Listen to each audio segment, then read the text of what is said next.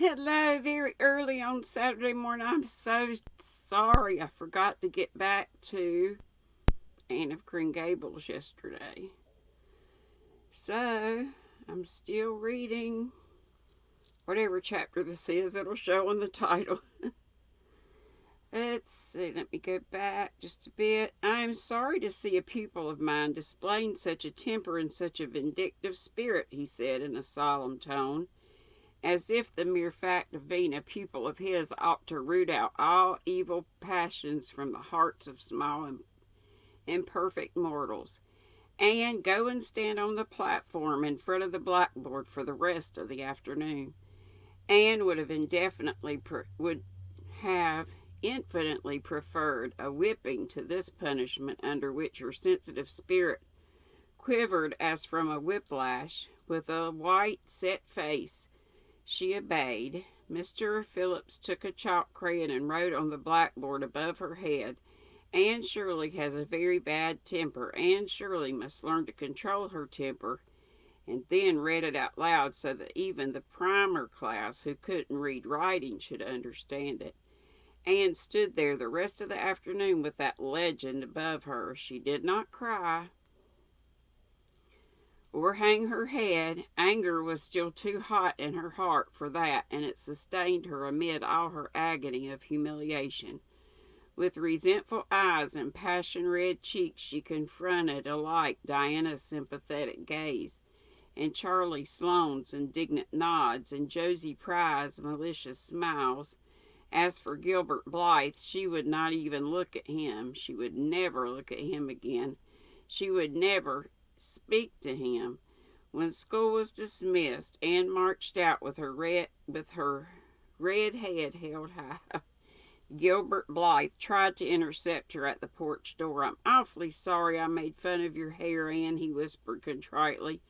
"Honest I am. Don't be mad for keeps now." Anne swept by disdainfully without look or sign of hearing.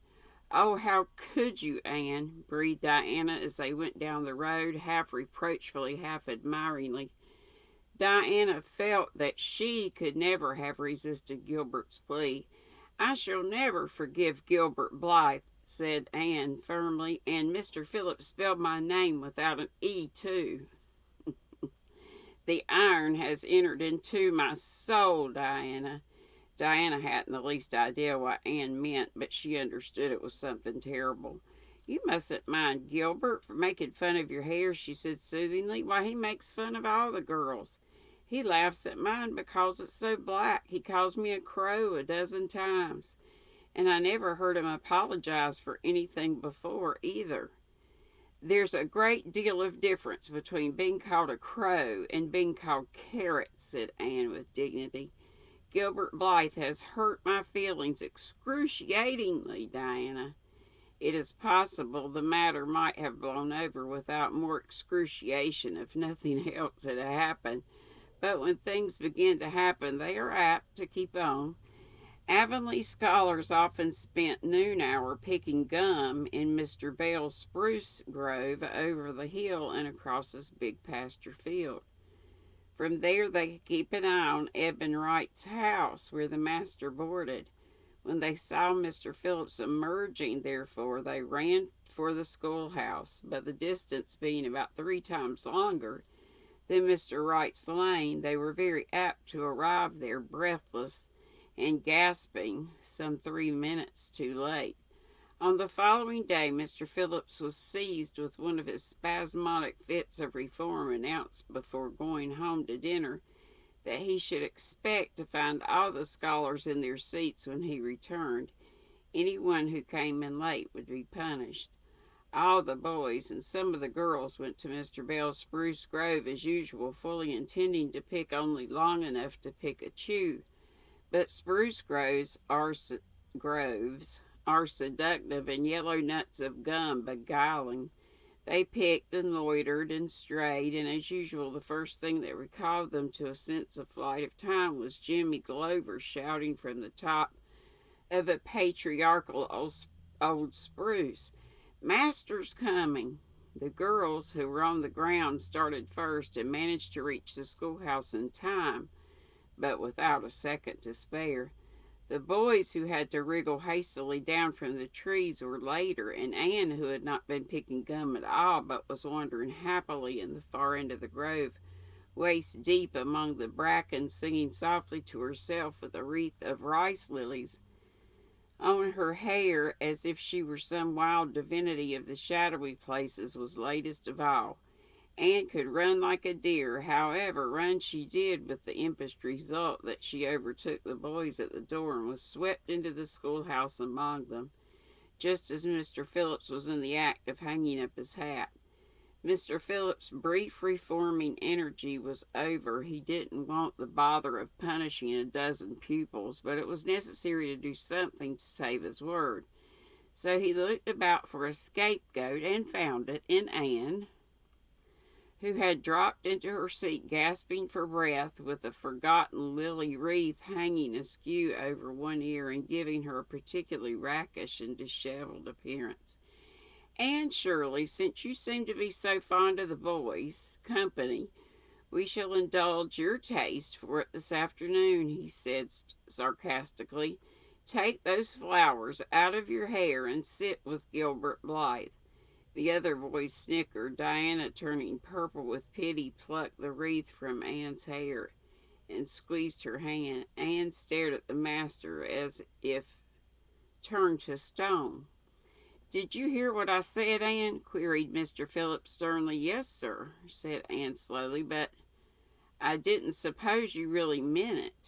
"I assure you I did," still with the sarcastic inflection which all the children, and Anne especially, hated. It flicked on the raw, "Obey me at once."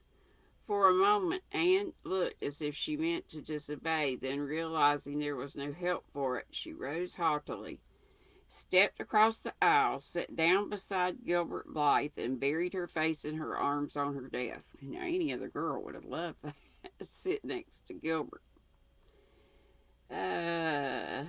Ruby Gillis, who got a glimpse of it as it went down, told the others going home from school that she'd actually never seen anything like it. It was so white and awful little red spots in it.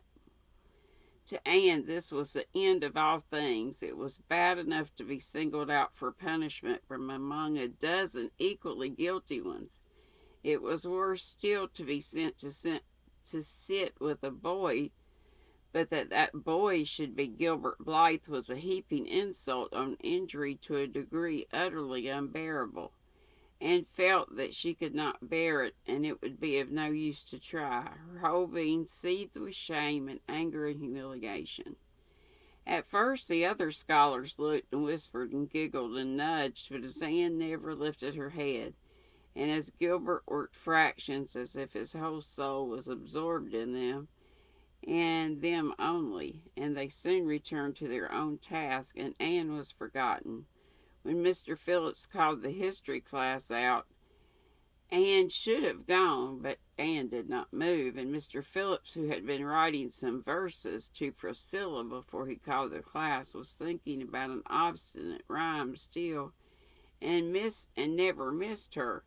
Once, when nobody was looking, Gilbert took his black desk a little pink candy heart with a motto on it, "You are sweet," and slipped it under the curve of Anne's arm.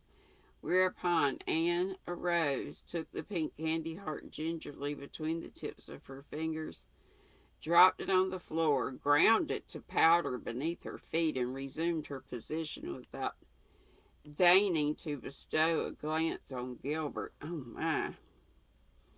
When school went out, Anne marched to her desk, ostentatiously took out everything therein, books and writing tablet, pen and ink, testament and arithmetic, and piled them neatly on her cracked slate. "What are you taking all those things home for, Anne?" Diana wanted to know as soon as they were out on the road. She had not dared to ask the question before. "I'm not coming back to school any more," said Anne. Diana gasped and stared at Anne to see if she meant it. "Will Marilla let you stay home?" she asked. "She'll have to," said Anne. "I'll never go to school to that man again." "Oh, Anne!" Diana looked as if she were ready to cry. I do think you're mean. What shall I do? Mr. Phillips will make me sit with that horrid Gertie Pye. I know he will, because she is sitting alone. Do come back, Anne. I'd do almost anything in the world for you, Diana, said Anne sadly. I'd let myself be torn limb from limb if it would do any good. But I can't do this, so please don't ask. You harrow up my very soul. You just think of all the fun you'll miss, mourned Diana. We're going to build the loveliest new house down by the brook, and we'll be playing ball next week, and you've never played ball, Anne. It's tremendously exciting. And we're going to learn a new song. Jane Andrews is practicing it up now. And Alice Andrews is going to bring a new Pansy book next week. And we're all going to read it out loud. We're all going to read it out loud. Chapter about down by the brook. And if you know you are so fond of reading out loud, Anne. Nothing moved Anne in the least. Her mind was made up. She would not go to school to Mr. Phillips again. She told Marilla so when she got home. Nonsense, said Marilla. It isn't nonsense at all, said Anne, gazing at Marilla with solemn, reproachful eyes. Don't you understand, Marilla? I've been insulted. Insulted fiddlesticks. You'll go to school tomorrow as usual. Oh, no, Anne shook her head gently. I'm not going back, Marilla. I'll learn my lessons at home, and I'll be as good as I can and hold my tongue all the time if it's possible at all. But I will not go back to school, I assure you. Anne saw something remarkably like unyielding stubbornness looking out of Anne's small face. She understood that she would have trouble in overcoming it, but she resolved wisely to say nothing more just then. I'll run down and see Rachel about it this evening, she thought. There's no use reasoning with Anne now. She's too worked up, and I've an idea she can be awfully stubborn if she takes the notion. Far as I can make out from her story, Mr. Phillips has been carrying matters with a rather high hand. It would never do to say so to her. I'll just talk it over with Rachel.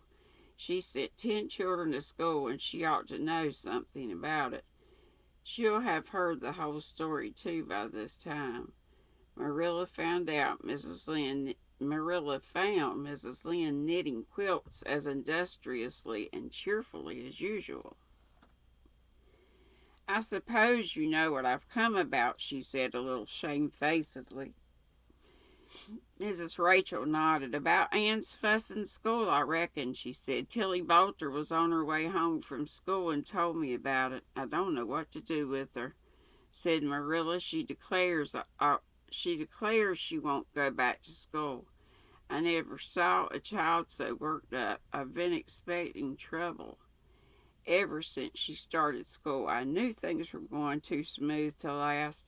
She's so high-strung. What would you advise, Rachel? Well, since you've asked my advice, Marilla, said Mrs.